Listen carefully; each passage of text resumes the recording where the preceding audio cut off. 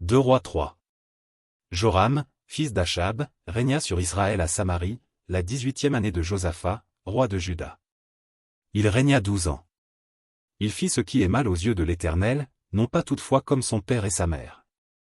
Il renversa les statues de Baal que son père avait faites, mais il se livra au péché de Jéroboam, fils de Nébat, qui avait fait pécher Israël, et il ne s'en détourna point. Mécha, roi de Moab, possédait des troupeaux, et il payait au roi d'Israël un tribut de 100 000 agneaux et de 100 000 béliers avec leur laine. À la mort d'Achab, le roi de Moab se révolta contre le roi d'Israël.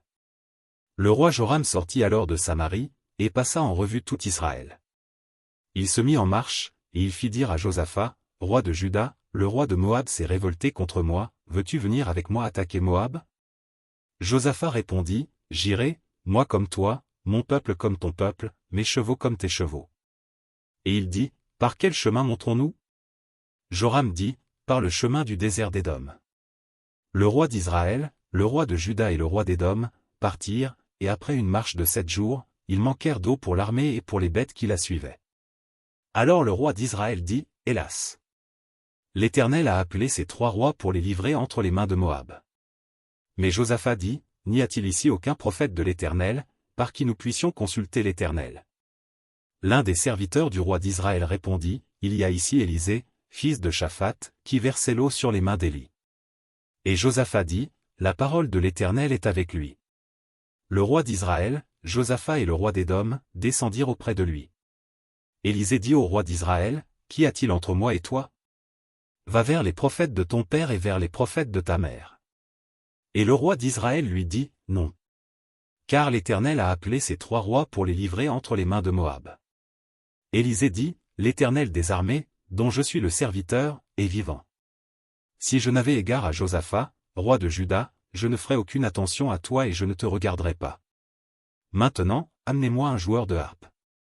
Et comme le joueur de harpe jouait, la main de l'Éternel fut sur Élisée. Et il dit, ainsi parle l'Éternel, faites dans cette vallée des fosses.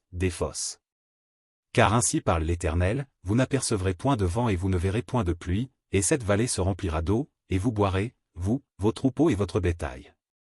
Mais cela est peu de choses aux yeux de l'Éternel.